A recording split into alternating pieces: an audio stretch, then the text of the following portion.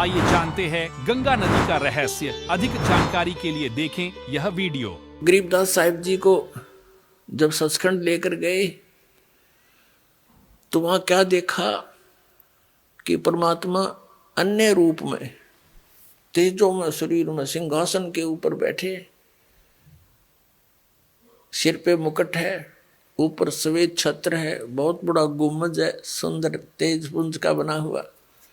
जैसे ये पिल्लर खड़े हैं, ये पिल्लर लोहे के हैं, वो तेज पुंज के एक ही तत्व से बनता हुआ सब कुछ।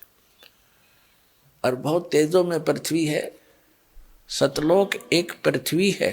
और ये बताओ नूर ही नूर है, प्रकाश ही प्रकाश है, चेतन ही चेतन है, और कुछ है ही नहीं। वहाँ सब बाग बगीचे हैं, सफेद कलर के हैं, सुंदर लदपद मेवा से रहते हैं, फलों से लदपद रहते हैं, सदा बहार हैं।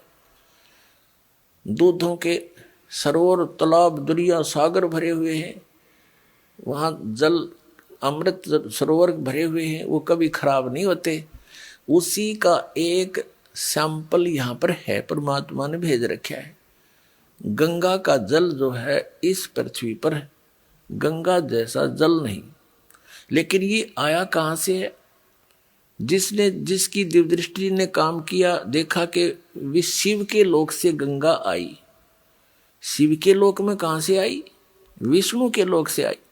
इससे आगे इनकी बुद्धि काम नहीं करती। विष्णु के लोक में कहाँ से आई? इस ज्योत निरंजन के पास एक ऐसा डैम है, बहुत बड़ा डैम है, जिसको जटा कुंडली डैम कहते हैं, वो सरोवर कहते हैं। और वहां कहाँ से आई? सतलोक से। सतलोक से गंगा का जो जल है, सतलोक का एक सैंपल है कि ऐसे पदार्थ हैं वहां कभी खराब नहीं होते। दूध भी ऐसा है, दही के भरे हुए वहां पर सब ऐसे सरोवर हैं, सब व्यवस्था उपलब्ध है वहां पर, तो वो खराब नहीं होते। जैसे इस यहाँ के लोक में और सब पदार्थ नाश हो जाते हैं, वो खराब हो जाते हैं, गंगा जल खराब नहीं होता। ये सतलोक से आया हुआ एक सैंपल है आपके लिए कि ऐसे पदार्थ हैं वहां पर जहां आपको वापस जाना है, जहां से आप आए हो। ये जो दास आपको बता रहा है, ये कोई लोक वेद नहीं, कोई डूम भाट के गीत नहीं, ये गॉड गिवन ज्ञान है। कबीर भगवान ने बताया है, वो स्वयं आकर ज्ञान दिया है। और आंखों देखा महापुरुषों ने देखकर फिर अपना बयान किया है सच्चाई को, वो ही आपके रूबरू दास कर रहा है। इसने कति ऐसा मान लेना, बिल्कुल फाइनल समझ लेना, इसमें अगरम मगरम की जगह में छोड़ रखना। जब आपके हृदय में ये बात दास की 100 सत्य हो जाएगी सद, फिर आपकी आत्मा यहां से कति हट जाएगी। और यहां से हटे बिना वहां जा नहीं सकते आप। दो नौकाओं पर पैर रखकर आदमी यात्रा नहीं कर सकता, बीच में पड़ा करे। तो जैसे जब तक आप यहाँ रहो, आराम से रहो, अपने बच्चों में, भाइयों में, बहनों में, माता में, जो भी आपका परिवार है, रिश्तेदारी है, लेकिन भगत बना कर रखो उन सब ने।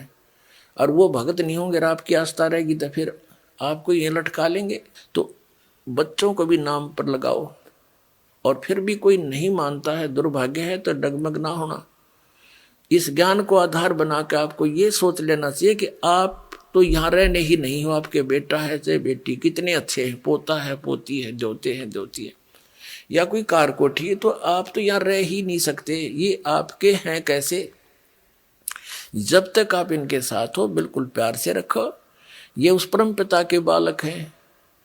जैसे एक नौकर रहता है, उसको ड्यूटी लगा दी जाती है धनी यानी मालिक के द्वारा कि मेरे बच्चों की देखभाल कर, और ये पैसा ले इनकी खर्चे का। तो उस नौकर को मालूम होता है उनकी कितनी केयर टेक रखता हो कि कहीं ये नाराज ना हो जाए, इनको कोई दुख ना हो जाए, शिकायत हो जाए, मालिक तेरी नौकरी से बर्खास्त ना कर दे। उसके अपने बच्चे ना होते हुए भी वो उसके हृदय से सेवा करता है उस समय। लेकिन जब उसको नौकरी से निकाल दिया जाता है, और उसमें उनकी ममता नहीं होती। उसको पहले पता था कि ये तेरे नहीं, ये मालिक के बच्चे हैं। ये आपकी जो भूल कद मिटेगी वो तो समय आप बताएगा, लेकिन ये मिटानी पड़ेगी आपने। ये बच्चे आपके नहीं हैं, ये शरीर आपका नहीं है। कहते काया तेरी है नहीं, ये माया कहाँ से हो? और हम यहाँ अपना जीवन नाश करते हैं, चोरी करके, डाके मार के, रिश्वत ले करके। आप देखते हो मंत्री लोगों का भी इतिहास सुनते हो, और जजों के बारे में भी सुनते हो, IAS IPS के बारे में, और बहुत से इंजीनियरों के बारे में, डॉक्टरों के बारे में रिश्वत लेते हैं। धिक्कार है उनके जीवन को, उनको ज्ञान नहीं है, इसलिए विष खा रहे हैं। जब ये ज्ञान होगा, जहर दिखाई देगा आपको। परमात्मा ने बताया कि तुमने उस दरगाह का मैल नहीं देखा और धर्मराज के तिल तिल का लेखा। तुमने वो स्थान देखा को ना जहां काउंट होता है, वहां छुपा नहीं सकते, वहां गवाह की आवश्यकता नहीं है। आप जो भी कर्म करते हो, आपके अंतःकरण में वो फिल्म की तरह गुप्त चित्र अंदर अंकित होते हैं, और इसकी एक कॉपी धर्मराज के दरबार में ऑटोमेटिक डेली चली जाती है। जब आप वहां जाओगे, आपकी RDX वहां तैयार पाओगी, और ला के कंप्यूटर में, और आपको खड़ा कर देंगे सामने, अब देख तेरे कुक्रम और सुक्रम। वहां पूछने, वहां ना करने की आवश्यकता कोई नहीं, इसने झूठ बोलने का समय ना मिल रहा है, अगमने ऐसा ना करे। वो तो करता दिखा है फिल्म में, जो आदमी कर रहा सारे काम, वो कैसे कहेगा हमने ना करे, नीची गर्दन कर लेता है। कहते तुमने उस दरगाह का मैल नहीं देखा और धर्मराज के तिल तिल का लेखा, एक एक तिल का। चिट्टी पायल बाजे पैर, साहेब सुनता है सब लहर। यदि हम सोच भी गलत करते हैं किसी के बारे में, वो भी अंकित होती है। हम सोच भी अच्छी बनाते हैं, भला करने की ना कर सकते हैं, दान करने की सोच करते हैं, नहीं कर पाते हैं, उसकी भी राहत आपको मिलती है, वो भी गुड अकाउंट में होता है। और करना तो पड़ेगा ही पड़ेगा, लेकिन सोच अच्छी है वो भी अच्छा अकाउंट है। और सोच बुरी रखते हो, किसी के बुरा करना चाहते हो, तो वह भी लिखी पाओगी आपकी। तो परमात्मा कहते हैं तुम इसलिए यहाँ गलती करके फंसे रहते हो, तुमने उस परमात्मा के न्याय स्थल को देखा नहीं है, जहाँ पर एक एक नए पैसे का अकाउंट आपने पूरा करना पड़ेगा। जो किसी का बुरा किया है, किसी का लिया है, दिया है, वह पूरा करना पड़ेगा तुमने। तो उसके लिए अब हम आपको एक परंपरा बताते हैं। ये ना समझना कि ये नियम सख्त हैं, ये बहुत आसान नियम बना दिए आपके। किसी से पैसे लेते हो, फिर उसका देना पड़ेगा, ये कोई बड़कों का खेल है। जैसे कोई रिश्वत लेता है या किसी और 2 नंबर से बकवाद करके किसी से ठग लेता है, वो पैसे उसने देने पड़ेंगे। इसमें ना किसी और जन्म में वो दामाद बन के ले जाएगा, और खुश होकर देने पड़ेंगे, और कई गुना हो जाएंगे तब तक। तो सिर में दर्द करने की आवश्यकता नहीं है, ये बिना ज्ञान के हम ऐसा करें। इसलिए अब क्या है, जैसे हमारे उलझे हुए संस्कार तो ढेर हैं अभी पिछले भी, ये तो समाप्त हो ही नहीं सकते। यदि ये विधान हम माने इन अज्ञानियों का कि प्रारब्ध कर्म और संचित कर्म जितने भी हैं, ये तो भोगने ही पड़ते हैं, और फिर मोक्ष कैसे होगा, अंत कैसे होगा, ये हमारा आपस का संस्कार अंत नहीं होगा, तब तक हम मुक्त नहीं हो सकते, फ्री नहीं हो सकते। उसके लिए परमात्मा ने विधान बताया है कि एक ऐसा मंत्र दूंगा, उस मंत्र की कमाई से आपके पुण्यों का तो ढेर लग जाएगा, और जो पाप आपके होंगे उनको मैं कैंसिल करूंगा अपने कोटे ते, अपनी ताकत ते, आपकी श्रद्धा देख के, आपकी आस्था देख के।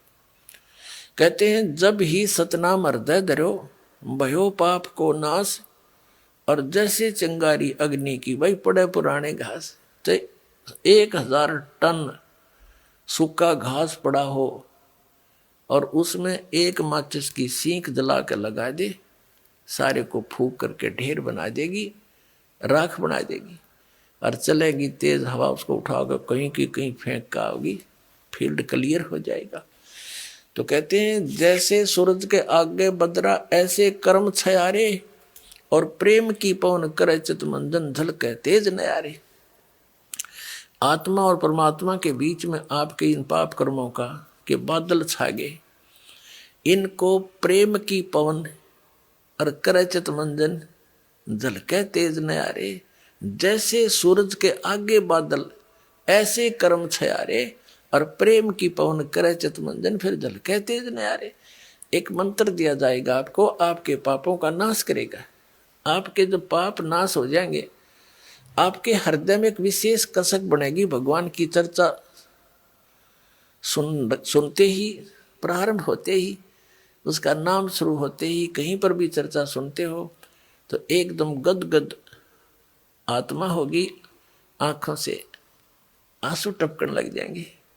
तो वो प्रेम की पवन है, प्रेम की हवा चल पड़ी और फिर वो साफ कर देगी आपके सब दुर्गुणों को, और संचित अपराध है उनको भी, और प्रारब्ध वाले कर्मों को भी ये मंत्र नाश करेगा।